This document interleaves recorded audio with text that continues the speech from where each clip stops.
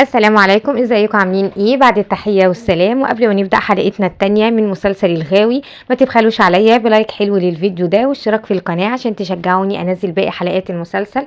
ولو ما شفتوش الحلقة الاولى هسيبها لكم في صندوق الوصف عشان تتفرجوا عليها.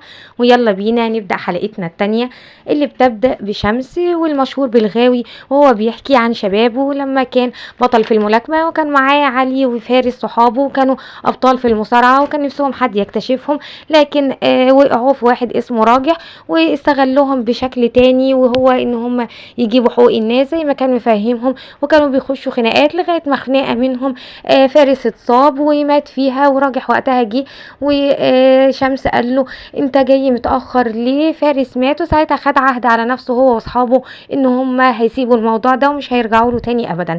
وبنروح لوقتنا الحالي وهم اصحاب شمس الغاوي كلهم واقفين مع بعض وبيتكلموا على الفلوس، الدولارات اللي لقاها شمس واللي تعمل دلوقتي 50 مليون جنيه، وكانوا عمالين يفكروا ازاي هيقسموها. فساعتها جه شمس وقال الفلوس دي مش هتتقسم، وانا شلتها وخبيتها ومش هتطلع دلوقتي ابدا، لان اكيد الخواجه مش هيسكت يعني على الموضوع ده، وكمان انا قلت لكم ان ده حق فؤاد مش حقنا. فقال له ماشي مفيش مشكله ان هو يبقى حق فؤاد، نسيب له ال4 مليون بتوعه ونقسم احنا الباقي. فقال لهم لا انا شايلها دلوقتي لغايه ما الموضوع يهدى خالص وبعدين نبقى نقسمهم. فواحد منهم قال له اشمعنى انت بس اللي تبقى عارف مكان الفلوس؟ هو انت مخوننا؟ قال له اه مخونكم، والفلوس مش هتطلع دلوقتي خالص غير لما انا اللي اقول. بعد كده بنلاقي رجالة الخواجة طبعا عمالين يشوفوا المكان والكاميرات اللي كانت حواليه علشان يعرفوا مين اللي عمل كده، لكن ما عرفوش.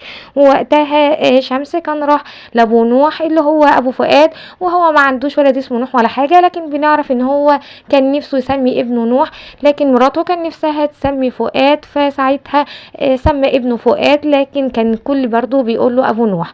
وقتها كان واقف مع شمس، وشمس بيقول له على فكرة انا جبت لك حق فؤاد. فقعد يفتكر وقال له انت عارف لما كنت صغير انا كان نفسي اجيب ابني يبقى زيك، ولما مامتك وباباكم مات انا افتكرت ان انا هقدر ان انا اربيك، وكان نفسي اعمل كده، لكن مراتي قالت لي لا ما تربيش ابن غيرك، المفروض تربي ابنك هو ده اللي من صلبك. عشان كده ساعتها رضوان هو اللي خدك ورباك وخدك في سكة تانية، الكتب والثقافة والتعليم والكلام ده. بعد كده افتكر فؤاد قال له لكن فين فؤاد دلوقتي؟ ما بقاش موجود في وسطينا، يعني لا انت بقيت معايا ولا هو بقى معايا. فبدأ شمس يهون عليه. وقتها الخواجة كان ماسك الراجل بتاعه وعمال يبهدله علشان ما عرفش لغايه دلوقتي مين اللي عمل كده. فقال له ما هم مش باينين في الكاميرات لانهم كانوا ملثمين، لكن احنا هنجيبهم. قال له الكلام ده تقوله لما يكون سارق مني حاجه خفيفه، لكن دول 5 مليون جنيه انت لازم تجيبهولي من تحت تقطيع الارض.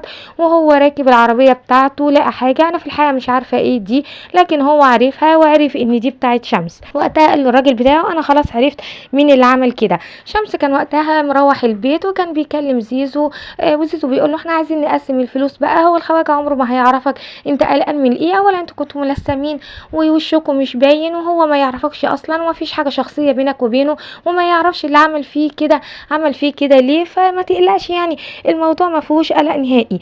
وقتها بعديها شمس كان راح المقابر علشان يقرا الفاتحه لفوقش ويدعي له ويعرفوا ان هو جاب له حقه، وفعلا قال له الكلام ده، وقف يقرا له قران شويه على القبر بتاعه. لكن في نفس الوقت كانت رجاله الخواجه بيروحوا يفتشوا كل مكان ليه علاقه بشمس الغاوي، وفعلا راحوا عند رضوان وفتشوا المكان، وطلعوا كمان عند ابو نوح وفتشوا المكان عنده، وبعد كده راحوا عند اخته وكانوا بيفتشوا عليه برضو في كل حته، لكن ما لقوهوش. وساعتها كلم الخواجه وقال له احنا دورنا عليه في كل مكان يخصه لكن لسه مش لاقيينه. وقتها ابن اخت نوح كان عمال يقول له سيبنا اطلع بره. فالخواجه قال له مين العيل اللي بيتكلم ده؟ قال له ده ابن اخت شمس. فقام قايل له طب بقول لك ايه، هات الواد ده وتعالى. ساعتها امه سمعت وقالت له واد ايه اللي تاخدوه؟ سيبوا ابني. لكن هم بالفعل خدوه. وقتها شمس كان لسه في المقابر وراح له علي بسرعه وقال له الحق يا شمس، الخواجه الرجاله بتوعه راحوا لك في كل مكان وخدوا ابن اختك معاهم. ساعتها جرى على طول شمس بسرعه. ووقتها بنشوف راجح وهو كان قاعد في قاعده وبيخلص بين الناس وبيحكم بينهم، وهو قاعد في القاعده بتاعته دي بعد ما خلصها راح له بسرعه واحد من الرجاله بتاعته وحكى له على اللي حصل مع شمس ورجاله الخواجه. وقتها شمس كان راح بسرعة عند اخته كانت عمالة تعيط وتقول له انا عايزة ابني يا شمس رجعهولي، خلينا نبلغ البوليس. فقال لها لو بلغنا البوليس مش هيرجعهولك ابدا، صدقيني سيبيني انا هتصرف وانا هرجعهولك، انا هعمل اي حاجة واجيبهولك تاني. في الوقت ده كان هو شمس خارج من عندها قابل راجح وكان رايح له وقال له بقول لك ايه، انا هتصرف في الموضوع ده وهتدخل فيه ما تقلقش، بس انت عارف انا عايز منك ايه؟ قال له اللي انت عايزه ده مش هيحصل، انا قلت لك ان انا مش هرجع للشغل ده تاني ابدا. قال له امال اللي انت عملته ده كان ايه؟ قال له لا دي حاجه تانية، انا كنت بجيب حق صاحبي. قال له هو انا بعمل ايه؟ ما انا برجع الحقوق، ولا انت شايف حاجه تانية؟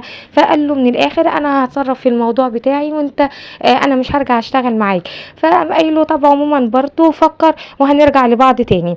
في الوقت ده كان شمس آه راح عشان يشوف الفلوس اللي هو كان شايلها، لكن لقى الفلوس اتسرقت ولقى زيزو ميت كمان جنب الفلوس. ساعتها شك في اصحابه وبدأ يروح لهم واحد واحد، فراح لاول واحد وقال له انت خدت شنطة الفلوس، وبدأ يهدده. فقال له والله ابدا انا ما اعرفش عنها اي حاجة، انا هنا طول اليوم في الاستوديو بتاعي وما خرجتش منه، وراه المكالمات اللي بينه وبين اخوه ان هو طول اليوم كان في الاستوديو. فساعتها راح لتاني واحد وبرده قعد يهدده ومسكوه وخلاه دخل المحل بتاعه وقعد يفتش في كل حتة. فقال له انت فاكر يعني ان انا لو معايا مبلغ زي ده ولا سرقته انا هجيبه هنا؟ انا اصلا ما اعرفش مكان الحاجه فين، وبعدين الموضوع ده فيه واحده ست. فقال له انت قصدك ايه يعني؟ قال له يعني انت عارف زيزو كان نسوانجي وبتاع ستات، تلاقيه هو سكران كده هلفط مع واحده، او يمكن البت نعمه اللي هو ماشي معاها يمكن حكى لها فطمعته وقتلته وسرقت الفلوس. فساعتها اقتنع بكلامه وراح بسرعه على بيت نعمه وقعد يخبط، لكن الجاره طلعت وقال له انت عايز مين؟ قال لها انا عايز نعمه. قالت له دي اتخانقت مع ابوها خناقه كبيره وخدت شنطه ومشيت من هنا. قال لها راحت فين؟ قالت له غالبا ممكن تكون راحت لسوسن صاحبتها، هي ما عندهاش غيرها ودايما بتحكي لها على كل حاجه.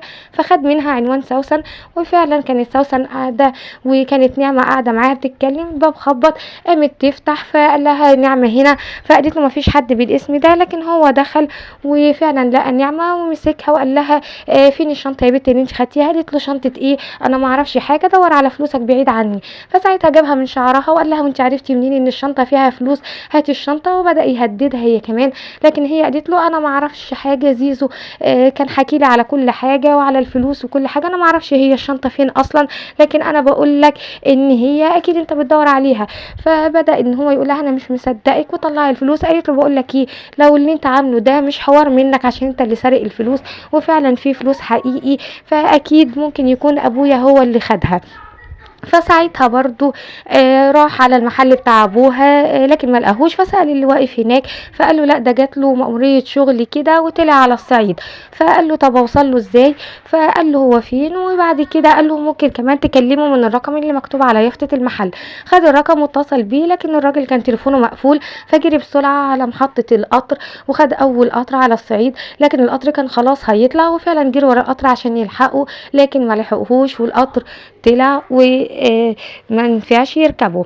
وقتها رجع على البيت تاني، لكن لقى رضوان قاعد مستنيه وبيقول له ايوه انت شرفت، انا كنت فاكرك كبرت وعقلت لكن انت رجعت للي انت كنت فيه. قال له كان لازم اجيب حق صاحبي. قال له الحق ما يتاخدش بالطريقه دي. قال له انت مش عايش في الدنيا وما تعرفش حاجه وما تعرفش ايه اللي بيحصل، انت اخرك الكتب اللي انت غرقان فيها وواحده بتحبها من 35 سنه وبتقرا جواباتها لغايه دلوقتي، انت عايش لوحدك مش حاسس باي حاجه.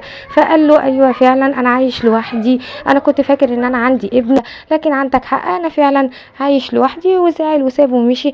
ساعتها طبعا اتضايق كمان شمس وطلع عند ابو نوح وحكى له اللي حصل، وعلى رجاله الخواجه عملوه مع ابن اخته وقال له انا مش عارف اعمل ايه، لكن انا مش هسكت، انا هفضل لغايه ما اوصل لابو نعمه. فساعتها قال له بقول لك ايه، عارف ان اختك بالنسبه لك ايه، لكن انا استنى كده انا عايزك.